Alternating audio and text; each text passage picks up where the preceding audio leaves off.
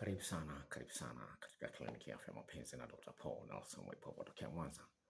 Nakuletea mada inayosema sayansi ya kuzuia uchepukaji na kuachika. Mada hii imeletwa na mdada. Nitasoma kisa chake huyo mdada nimeandika hapa. Lakini kikubwa ambacho nachopenda kusema ni kwamba asilimia kubwa ya watu wanachepuka wanaume kwa wanawake ndani ya ndoa. Na inaleta maumivu makubwa sana. Hebu fikiria wakina dada wangapi wanasema hivi, kwa nini mimi natongozwa na waume za watu tu? Mimi nataka kuolewa lakini natongozwa na waume za watu. Inakuaje? Nishakutana na kesi za mke wa mtu anatongoza kijana. Sio moja, nyingi tu. Toka nimeanza kazi hii kliniki hii ya afya mapenzi 2006. Nimekutana na kesi nyingi za design kama hiyo. Kijana anasema anatongozwa na huyu, anatongozwa na bosi wangu na nini nifanyeje. Hizo kesi nimekutana nazo. Sasa inakuaje mtu yuko ndani ya mahusiano alafu anachepuka? Na inakuaje wewe uliomo ndani ya uhusiano ambapo unajua kwamba mwenzio anachepuka umsaidie asiendelee kuchepuka? Yule ambaye anataka kuingia kwenye mahusiano, ambaye anachukia kabisa kuchepuka, na afanye nini ili hali hiyo isije ikatokea katika mahusiano anayoingia? Kuna watu ambao wamelelewa vizuri na wana akili nzuri, wanaweza kusema maneno yafuatayo. Kila siku wamefikiria, huyu mwanaume anasema hivi, kila siku nikiamka asubuhi nakumbuka kiapo nilichofanya kwamba sitazini. Nitakuwa na mwanamke huyu. Na kama nikijikuta na hamu ya kutaka kuzini au kuchepuka, hiyo itakuwa ni ishara kwangu kwamba kuna kitu hakiko sawa ndani ya uhusiano wangu, nikirekebishe. Unaweza kuona akili hiyo? Ni kwamba nikijikuta kwamba nimeanza kupata hisia, hamu ya kuchepuka, huo ni ujumbe. Hicho ni king'ola kwamba kuna kitu hakiko sawa kwenye uhusiano wangu, nikiweke sawa kabla sijaingia kwenye matope ya uchepukaji ambayo yanapelekea kwenye kuachana. Anasema mke wangu ni mtu ambaye ni amazing sana, ambaye sijawahi kukutana naye mtu mwingine kama yeye. Anasema ni mwanamke ambaye anajitoa, anajituma na ananiheshimu sana na kushirikiana na mimi kwa kiwango kikubwa sana. Anasema katika maisha yangu nishakuwa na wanawake 4 kabla ya huyu mke wangu. Lakini nikiwajumlisha wote, tabia zao na sifa zao na uzuri wao wote, nikijumlisha wote, hawamfikii mke wangu. Unaona heshima anayoitoa hapa kwa mke wake. Yaani akilinganisha na wanawake wale wote 4 waliotangulia, anasema hawafikii thamani ninayoiona kwa mke wangu. Kwa hiyo siwezi nikachepuka. Kila asubuhi nikiamka naanza kufikiria niliapa kwamba kanisani sitachepuka. Kwa hiyo nikiona kwamba kuna shida imetokea na nimeanza kupata hamu ya kutaka kuchepuka, natambua kwamba hiyo ni ishara kwamba kuna kitu kiko sawa. Nitakitafuta kitu ambacho hakiko sawa kwenye ndoa yangu ni nini, nikiondoe. Anaendelea huyu kaka. Anasema hivi, ukiwa na mwanamke ambaye unamthamini, usingependa kumuumiza kwa kuchepuka. Ninaheshimu hisia zake, ninaheshimu uwepo wake katika maisha yangu. Ni wanaume wachache wanaoniangalia hapa wanaweza kusema maneno kama hayo. Ndugu mtazamaji mpendwa katika Bwana, Bwana asifiwe. Sasa hii sayansi ninayokuletea siku hii ya leo ni sayansi ambayo itakusaidia sana sana sana kuzuia uchepukaji katika mahusiano yako ambayo yanapelekea kuachika. Sawa? La kwanza ambalo ni kubwa, ambalo limewashinda wengi, ni kuonyesha uhalisia wao. Kama kuna kitu ukipendi, mwambie mwenzio bila kuogopa kwamba utapigwa ngumi ya pua. Ukikosekana hali hiyo ya kuwa halisi kama wewe, bila kuogopa kwamba nitachekwa, nitadharauliwa, nitafanya nini. Unazungumza chochote kile ndani ya moyo wako, ukitarajia kwamba mwenzio atakuelewa, sio atakucheka au atakudharau. Dada mmoja katika tafiti ya mada hii akasema, nimejifunza kitu kimoja katika mahusiano ambayo nimepitia, ambayo imenisaidia kudumisha ndoa yangu, ni kwamba kamwe sitamtania mume wangu kuhusiana na tendo la ndoa analolifanya na mimi. Sitamtania, hatukutani. Nasema sitamtania katika eneo lote, sitamtania. Anasema la pili, mama akasemaje? Yuko ndani ya ndoa miaka 22. Anasema la pili, najua kuna madhaifu ya wanaume, dudu litagoma kusimama, atawahi kumaliza. Sawa. Anasema nikiona matatizo kama hayo, najitahidi nimtie moyo tu kwamba bwana, acha tutafanya siku nyingine, badala ya kuonyesha kwenye uso kwamba na wewe bwana imekwaje. Unajua kuna mtu unaweza usimwambie, lakini ule muonekano wako unaonyesha kwamba hujapendezwa na hili. Na kwa bahati mbaya wanaume wengi hawajui jinsi ya kumsaidia mwanaume asimamishe mara ya kwanza, ya pili, ya tatu, ya nne. Hilo ni la kwanza. Kwa hiyo uhalisia, hicho ni kipengele cha muhimu sana. La pili, wekeza muda kutengeneza ukaribu kati yako na mwenzio. Wekeza muda. Tafuta kwa makusudi mazima upate muda wa kukaa na kuongea na mwenzio. Sio umekaa na mwenzio uko busy TikTok unaangalia na simu. Huo sio muda. Hujampa muda. Wewe uko na mwenzio hapa mnaangalia TV, hujampa muda bado. Kimya. Yaani mnakaa tu mnaongea, mnatoa viti nje, mnakaa mnaongea. Simu iko mbali, watoto wako mbali. Hicho ni jambo la msingi sana. Ukiona mpenzi wako hatafuti muda wenyewe kukaa mkaongea, mkachekeshana, mkapeana na umbea, ubuyu. Mkapeana ubuyu, tambua kwamba hiyo ndoa inakoenda, uhusiano unakoenda pabaya. Kwa sababu mnashindwa kujenga mshikamano wa kihisia, kiasi ambacho mwanaume anasema kwamba hakuna mwanamke anaweza kunipatia kitu ambacho kitanifanya mimi nimuumize mke wangu kwa kumsaliti. Mwanaume anasema hakuna mwanamke anaweza kunipatia mimi kitu ambacho kina thamani ya kunifanya mimi nimuumize mke wangu kwa kumsaliti. Manake amewekeza vitu vya kutosha. Unapokuwa umewekeza vitu, unathamini ule uwekezaji wako. Usingependa uwekezaji wako upotee. Cha msingi sana. Kwa hiyo wekeza muda wako, wekeza zawadi. Lingine ambalo lipo katika sayansi hii inasema hivi: watu wanapokuwa busy kutafuta hela wanasababisha uchovu. Na ule uchovu unakwenda unaingia kwenye tendo la ndoa. Leo sijisikii bwana, nimechoka niache. Inaleta shida. Kwa hiyo pamoja na umuhimu wa kutafuta pesa, lakini tutafute nafasi ya kupumzika. Tuone kwamba tunathamini huo uhusiano tulionao. Ukikosekana muda wa kupumzika kwa sababu ya pesa, kutafuta pesa, sio pesa, italeta majanga. Kama mnaithamini ndoa yenu, hakikisheni mnapima ni muda gani mnatumia pamoja. Sio kuwa kisingizio kwamba kazi zimekuwa nyingi, hamna muda wa kukaa pamoja. Nawaambia hivi, kama mnaipenda hiyo ndoa, iendelee kuwa takatifu. Hicho kipengele mkiangalia sana. Biblia inazungumza kwamba umuhimu wa kutulia ni muhimu sana. Soma kwenye kitabu cha Isaya sura ya 30 mstari wa 15 hadi wa 16. Utaweza kuona umuhimu wa kutulia. Ndio unapata nguvu ya kushinda majaribu.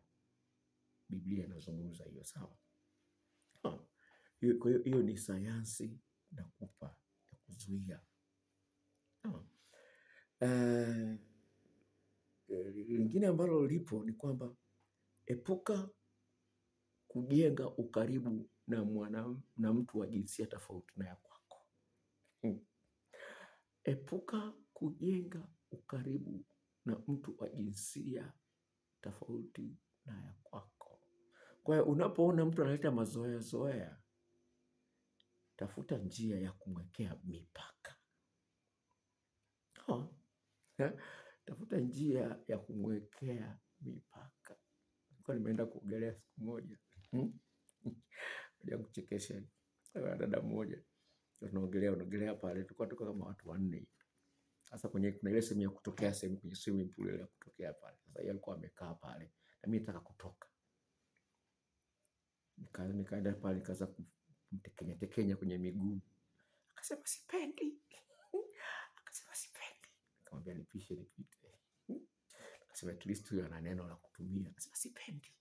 Na kumtekenya. Kama sipendi utaniua sipendi. Akaniambia nipishe nataka kutoka. Unaweza kuona? Kwa hiyo lazima uwe na lugha ya kujiwekea mipaka. Haya mazoea ndio yanasababisha mtu analegea mpaka anatiwa. Kwa hiyo ni muhimu uwe unaomba vocha wanaume shauri lako. Haya. Hilo ni jambo la msingi sana. Ingine ambalo ni dogo lakini tafiti za kisayansi limesema ni kubwa sana. Hakikisha unapoenda kazini unambusu mke wako au unambusu mume wako na kumkumbatia kwa dakika zisizozidi 2. Jamaa, dakika 2 ni nyingi. Dakika 2 ni nyingi kweli. Kwa dakika zisizozidi 2. Zisizopungua 2. Dakika zisizopungua 2. Mbusu na kumkumbatia kwa dakika zisizopungua 2. Kama unaliona rahisi, hebu anza kulifanya. Na lingine ambalo lipo sasa katika kipengele hicho ni kwamba usimtegee mwenzio kwamba ndiye siku zote yeye awe anaanzisha kukumbatiana unapoenda kazini na anaporudi kutoka kazini. Usimtegee mwenzio kwamba wewe ndiye siku zote anaanzisha kukumbatio au busu hilo. Unapoanza kutegeana hapo italeta shida. Kwa nini kumbatio hili ni muhimu na kupeana busu hizo dakika 2 ni muhimu? Linasababisha kichocheo kinachosababisha watu wapendane. Umpendeleo uliomzoea kinachoitwa oxytocin kinajenga hisia nzuri kati ya ninyi wawili. Inajenga na vile na kumbukumbu nzuri kwenye uhusiano wenu. Kwa hiyo hilo na wenyewe limezungumzwa kwenye sayansi hii ya kuzuia uchepukaji na kuachika. Sawa? Hii inasaidia sana. Sawa? Lingine wanaita affection. Lingine napenda nizungumze hili. Ni kwamba at least mnakuwa na ile hali ya kushikana. Sawa? Kwa mfano, nitakupa mfano wangu mimi. Sawa? Naendesha gari. Mke wangu amekaa mkono wa kushoto. Mkono wangu wa kulia umeshika hapa, tumekaa mahali pazuri, hakuna fujo, hakuna hatari yote. Mkono wangu wa kushoto utamtekenya kidogo mke wangu hapa. Nikiongea naye kidogo hivi, nitamtekenya kidogo kwenye paja na nini. At least inaonyesha kwamba niko pamoja naye. Unapotembea mahali fulani, at least mshike mkono. Vitu kama hivi, mshike mkono. Onyesha kwamba huyu ni wangu jamani. Na dunia ione kama na huyu ni wangu jamani. Sije mkanitongozea mke wangu. Mshike mkono. Na mke anajisikia unavuka barabara, mshike mkono mke wako. Tembea pamoja. Watu wanaona aibu kushikana mikono mbele za watu. Ni kitu kizuri. Kinahitaji mazoezi, kitakuwa rahisi. Sasa hivi mwanzoni tutakiona kigumu, lakini ukifanya mazoezi kitakuwa rahisi. Hilo ni jambo lingine ambalo lipo. Ni muhimu sana kumtamkia mwenzio kila siku isipungue mara moja. Kumwambia nakupenda. Sio kwenye message ya simu. Sio kwenye message. Kwa mdomo wako. Biblia inasema hivi kwenye kitabu cha Mithali 18:21. Mdomo una nguvu ya kuua au ya kuponya. Na baraka zote zinatolewa kwa kutamkwa. Kwa hiyo lazima kuwepo na tabia ya kutamkia na kupenda mke wangu. Unapoa nzuri. Wanapenda kuilamba hiyo kabla sijakutia. Vitu kama hivyo. Kwa hiyo lazima unamtamkia, usiogope. Sasa unasema kwamba hajui nimemnunulia gari, nampa kila siku namwachia 100,000. Hajui hii inatosha kuthibitisha kwamba nakupenda. Haitoshi. Anataka asikie kutoka kwa sababu Biblia inasema hivi, yanayotoka mdomoni ndio yametoka moyoni. Sawa? yanayotoka mdomoni ndio yametoka moyoni. Hapo ndo unamthibitishia huu ni moyo wako, sio unamlipa aendelee kukaa na wewe. Kwa hizo hela unazompa, unamlipa aendelee kukaa na wewe sikuache, unamlipa ili asichepuke. Hahitaji kusikia kwamba anapendwa. Hilo ni jambo la msingi sana. Uko wanaomtongoza wengi wanamdanganya, wanamwambia nakupenda. Wengi uko nje wanamtongoza, ana miguu mizuri, wanamwambia nakupenda baby, nakupenda mara moja tu, nipe mara moja nikuonje, wanamwambia. Sasa wewe kwa nini unapata shida kumtamkia nakupenda? Unapoona mwenzio anapata shida kutamkia mara kwa mara nakupenda, tayari huo ni ugonjwa umeingia. Ni ugonjwa umeingia. Na mwenzio atashindwa kuwa na hisia na wewe anapokuwa mbali na wewe. Ataona makalio makubwa yanakuzidi wewe. Ataona mwanaume mcheshi kuliko wewe, atachepuka. Hujamtamkia unampenda. Sasa kama hujampenda manake hatakumbuka kwamba unampenda kwa sababu hujamtamkia. Sawa? Kwa hiyo kutamka kwa mdomo. Ingine zawadi za hapa na pale. Zawadi za hapa na pale. Usisubiri kuambia niletee keki. Unajua mke wako anapenda keki.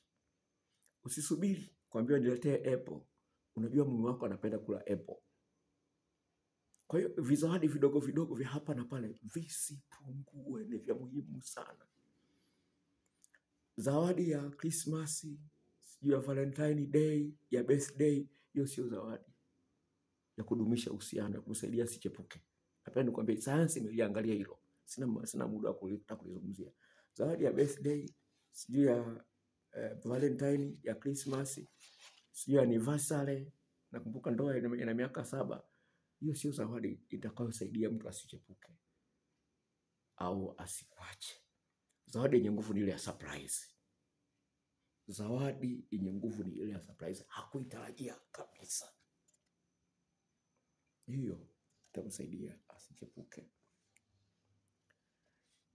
Lingine, kuonyesha appreciation. Kuonyesha kwamba anayoyafanya, mchango anaotoa ni wa muhimu kwako. Mara kwa mara. Sawa? Jitahidi kuonyesha, mke wangu asante, makochi umeyasafisha yamekuwa safi, nyumba iko safi, kitanda nakitandika vizuri. Onyesha appreciation. Unajua kuninyonya, unanyonya kwa ndani zangu vizuri. Onyesha appreciation mara kwa mara. Kama kupe story. Kupe story, kweli. Mwanamke anasema kwamba kila nikifanya mapenzi na mume wangu namwambia asante. Kila nikifanya mapenzi na mume wangu namwambia asante. Lakini yeye huwa ananiambiaje asante? Mimi nikaamua kuacha. Mume wangu akakasirika. Dr. kweli kuna haki hapo. Kwa yeye nilipoacha kusema mwambia asante. Baada ya tendo la ndoa, mume wangu akakasirika. Haya, hii iko kwa wanaume peke yake. Hii inahusu wanaume. Watu wengi wanasema kwamba wanaume wengi wanasema kwamba wanawake wanapenda hela. Ni kweli. Hiyo ni haki, wameombiwa na Mungu wapende hela. Mwanamke huyu atapata ujauzito. Anaweza akafa wakati wa kujifungua. Anahitaji aifaidi hela yako. Mwanamke huyu ameumbwa na tumbo, atazaa watoto. Akili yake imetuma kwamba baba ndio anayetunza familia. Sawa, hata kama ana kazi, anajua kwamba lazima mchango wako uone kwenye kutunza familia. No. Kwa hiyo useme wanawake wanapenda hela. No, ndivyo walivyoumbwa, wanahitaji hela. Sasa kutokana na hiyo basi, usisubiri mwanamke akwambie naomba hela. Usisubiri mwanamke akwambie naomba hela. Utatombewa. Sawa?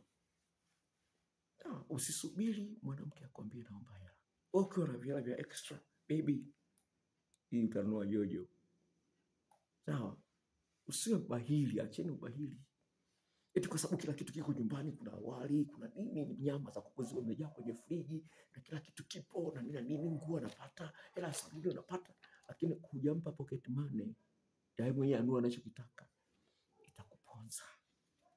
La mwisho, tendo la ndoa.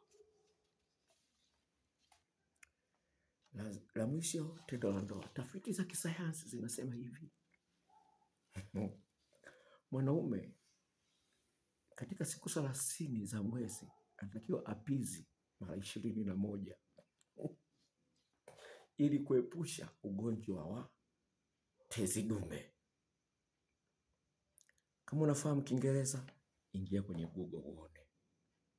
Kwa hiyo kwa mwezi mzima, nasema katika tafiti hiyo ikalinganishwa na wale watu ambao kwa mwezi wanafanya mapenzi mara 4 au mara 7.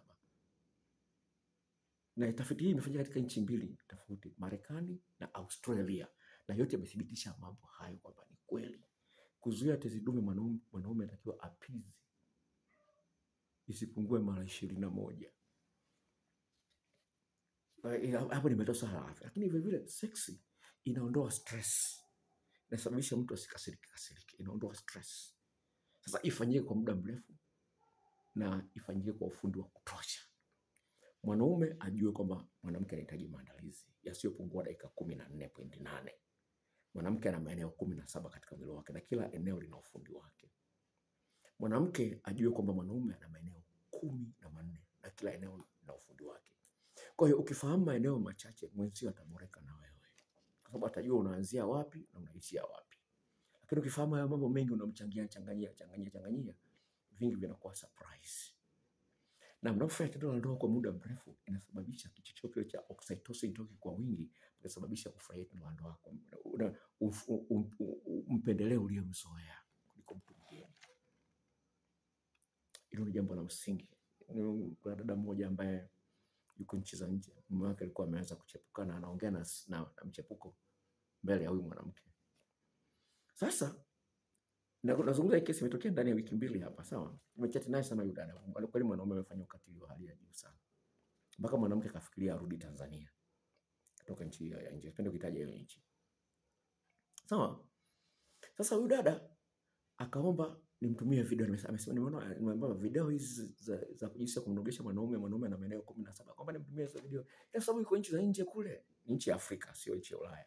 Hajui atapataje hela ya kunitumia mimi 10,000 ya kulipia hizo video 50 na kitu. Akamwambia mama yake ambaye yuko Bongo hapa Tanzania nitumie hiyo 10,000. Mama kweli kanitumia 10,000. Kaniuliza ni ya nini? Nikamwambia muulize mwanao. Kaniuliza nini? Nikamwambia muulize mwanao. Sawa? Nikampa hizo video. Sasa mwanaume akazikuta hizo video kwenye simu ya mwanamke. Sawa? Mwanaume akazikuta hizo simu. Hapa hawajafanya mapenzi, walikuwa wamenuniana. Hawajafanya mapenzi. Wamenuniana. Sasa mwanaume katoka amekuja kurudi saa 11. Alikuwa amenuniana. Mwanaume kakuta hizo video nimezituma za jinsi ya kufanya mapenzi na nini. Mwanaume kasala. Napigiwa simu na video call ya WhatsApp, napigiwa simu. Napokea kwa sababu hapa ni nchi za nje, naijua nilipoiona nilikuwa nimekalile namba. Kaongea, nasikia mwanaume anaongea. Akaanza kuniuliza maswali. Ndio nikamweleza, nikamwambia channel yangu inaitwa Dr. Mahaba, ingia hapo, mimi nafundisha. Huyu amenilipa hivi na mama yake ndio amenilipia hizo hela. Kwa hiyo nimempa hayo mafundisho. Akasema sawa, nimekuelewa. Sasa hiyo ni kesi, nazungumza kesi hiyo ni ya jana. Hiyo kesi ya kupigiwa simu ni jana. Leo dada huyu jioni kanitumia message. Ananiambia, "Dokta, kwa mara ya kwanza tumefanya mapenzi baada ya kuwa tumenuniana. Mume wangu kwa mara ya kwanza ametoa miguno mikubwa sana." Anasema kwa mara ya kwanza ametoa miguno mikubwa sana. Nikamwambia hivi, hiyo ndio dawa ya kumrudisha kwenye mstari. Endeleza na show. Kwa hiyo hili ni jambo la msingi sana. Sasa shida iliyopo kwenye tendo hilo ndoa, shida iliyopo ni hii. Wanaume wanaitwa spontaneous mentality. Yaani mwanaume anaweza kufanya tendo la ndoa muda wote ule. Sawa? Lakini mwanamke anapaswa ajisikie kwanza ndio afanye tendo la ndoa. Kwa anahitaji kuonyesha mapenzi katika maeneo mbalimbali ili apate hamu ya kufanya tendo la ndoa. Haiji tu ghafla. Mwanaume anaweza kufanya mapenzi muda wote ule. Lakini sivyo mwanamke. Mwanamke anahitaji kwanza alainishwe kwa maneno na nini na mbwembwe mbalimbali, ndio anapata hamu ya kufanya mapenzi. Sasa kama wewe ni bahili, humjali, humsifii, humtamkii na kupenda mara kwa mara, atakuwa anafanya mapenzi tu ili mradi kwa wajibu tu.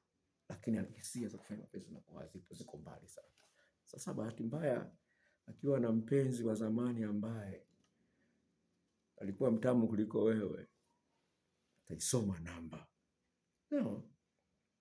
Kwa hiyo mwanamke hawezi akavumilia zaidi ya kile ambacho anastahili. Sawa? Kwa hiyo hilo ni jambo la msingi sana, ufahamu kwamba mwanamke anahitaji kuhamasishwa zaidi ili alipende tendo la ndoa.